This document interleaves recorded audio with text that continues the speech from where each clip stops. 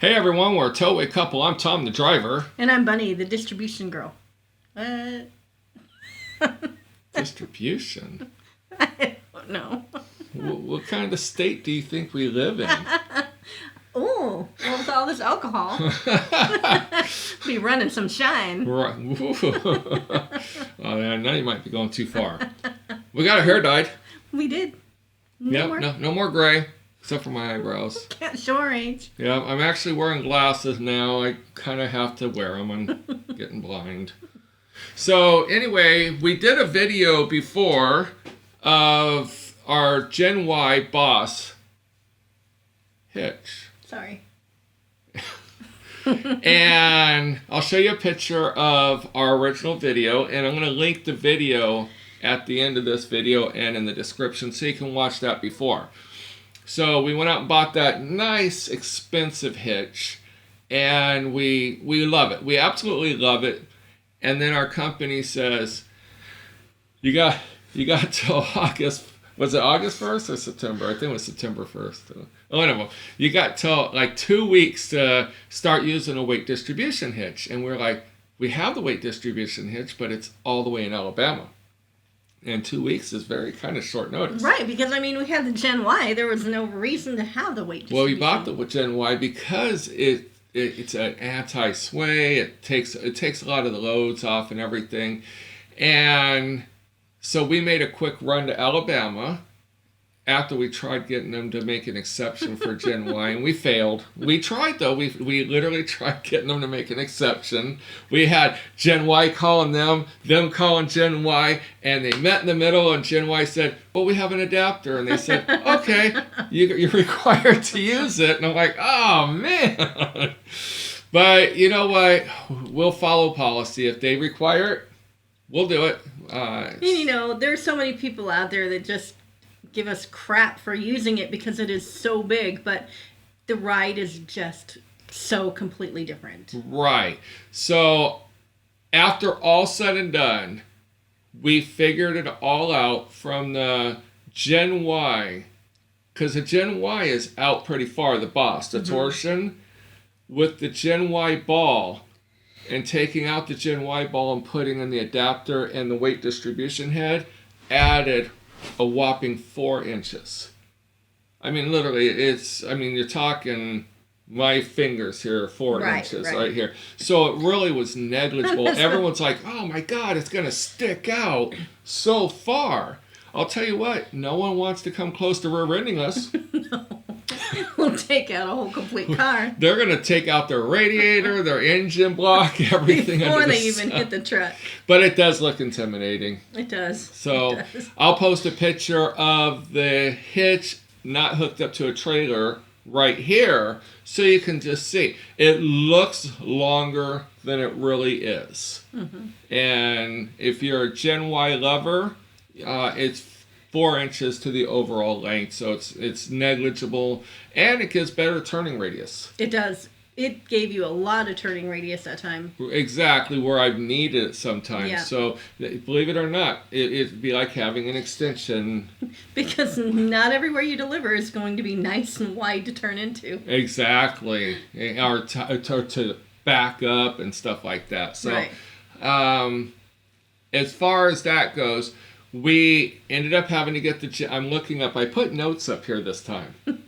So we got the GenY adapter, and we were going out one night, and I was so excited. I'm like, hey, Bunny, take a picture with this GenY adapter. So it probably looks more like a OnlyFans picture. Of course it does. But anyway, so this is what the adapter looks like. It's just like a little T-bar. And I did check. It is solid steel. And because I didn't want pop metal or anything substandard, so I asked them specifically on that. They did say it's solid steel. So that made me feel a little more comfortable. And then with the install, we already had the Husky weight distribution head. So we just took our shank off of that and then put that on the adapter, and it mounted right up. So I had Dan's hitch do it. They charged me like $25 or something labor $25 or $30, but they do the height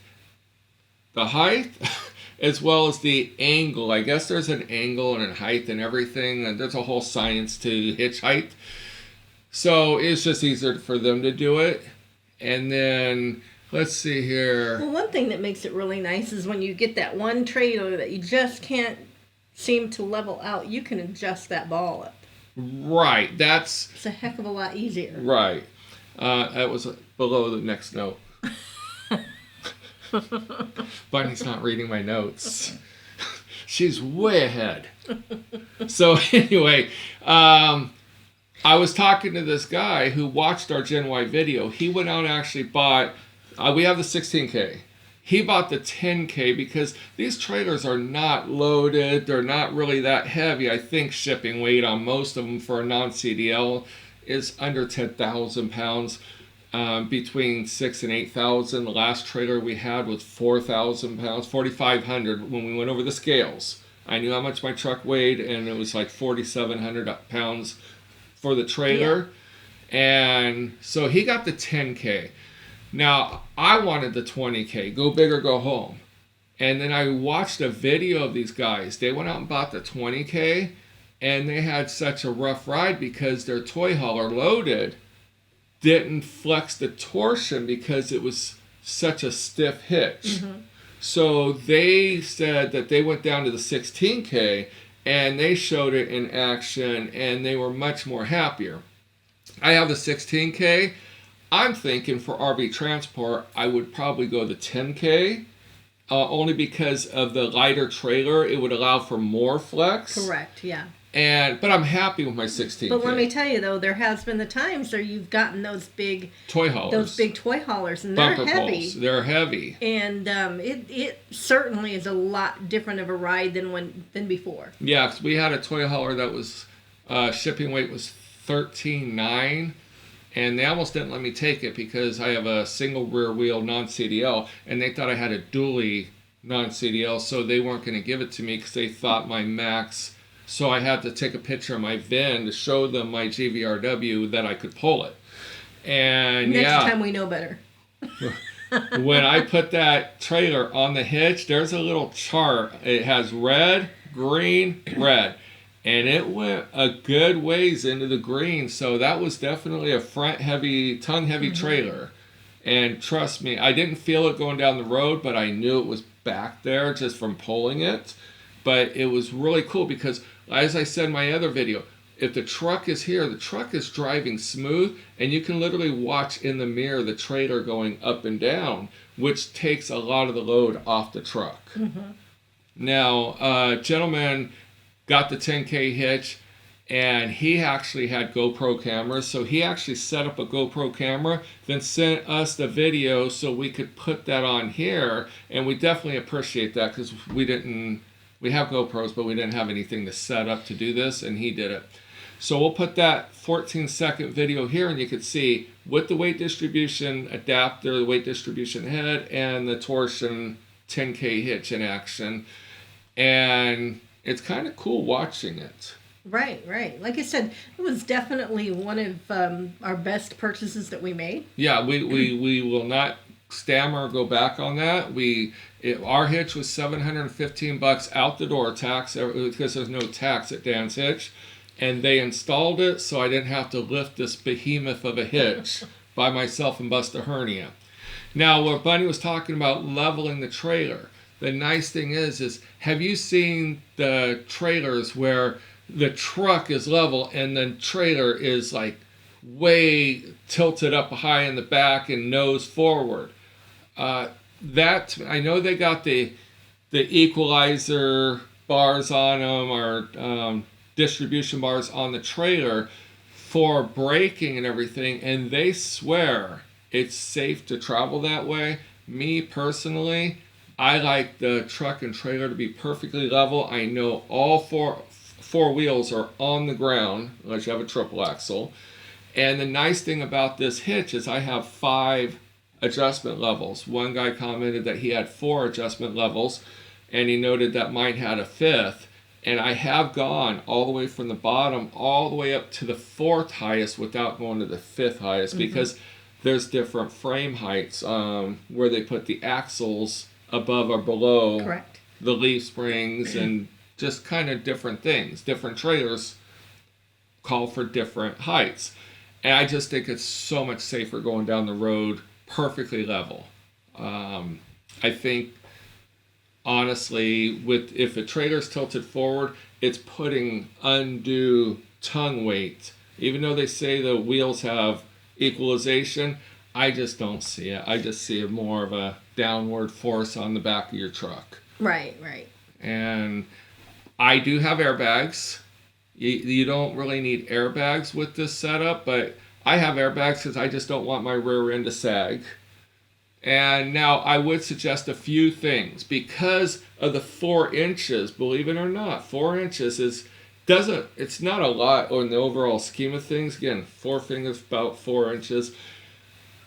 The chains, most of the time, 80% of the time, I could hook up my chains, no problem. But then there's that 20% where they give you one less link at the manufacturer, and you're stretched to the limit. And so I would recommend threaded links, the kind of the fairly big ones. I actually have 2 on my truck. I keep 2 permanently mounted for irregardless. And then I add 2 more depending on if the trailer chains aren't quite long enough. I'll put a picture of that right here. The other thing I would recommend, again, 80% of the time I don't have any issue, but sometimes they kind of scrimp on the 7-way plug, and I can get it to about that close, but then I'm not going to be able to turn. So I would recommend a 3-foot 7-way extension. Now, a lot of times, too, you just need it to hook it up to back it in. Right, yeah, because you're going to raise the jack or lower the jack. I mean, I don't recommend using your truck battery, but when we're shuttling, we don't even put the battery on the trailer. We just use the truck battery for that. But when we're actually hooking up for dispatches, we'll put the battery on the trailer and use that to hook in. But when we are shuttling, we just bring the 3-foot 7-way extension, plug it into the trailer, plug it into the truck, we lift it, then we can back in. It gives us 3 foot of little forward-backward motion to line up the ball and everything. Right. Makes it a lot easier. And also, too, when we're shuttling, that's where you adjust that ball a lot of times, too. Because we can go from anywhere from those little, what are they, like 10-foot trailers? Yeah, they're tiny. The little tiny ones you see behind a Subaru. Yeah, to the big 30-some footers. Yeah. So you're pulling everything and anything, and so you got to be able to switch it out on the fly. Now, the nice thing is when we're shuttling trailers, we don't have to use the weight distribution bars. So I'll take the weight distribution head off and I'll switch to the dual ball where I could flip it for a 2-inch trailer or a 2 5/16 trailer back and forth. But I still use the 3-foot extension to jack the trailer up and down. It's just so much faster. Yeah. So you'd never get anything done if you had to put your own battery in there at every trailer. Right. So as far as the weight distribution hitch, it takes all but maybe 5 more minutes to put on the trailer. And we're going to do another video because one of the biggest things on Facebook that we were reading was that they were afraid people would scratch frames with the shackles, and they were afraid of driver damage. We've been doing this now for about 15 months, almost 16 months. We have yet to see any dealer point out driver damage on any of the scratches on the frames, because when we were with the other company for 9 months, we didn't do anything, but we kind of came up with a solution with the help of Dan's hitch, and we'll put that on the video right after this one. Yep. All right, so until next time, check out GenY.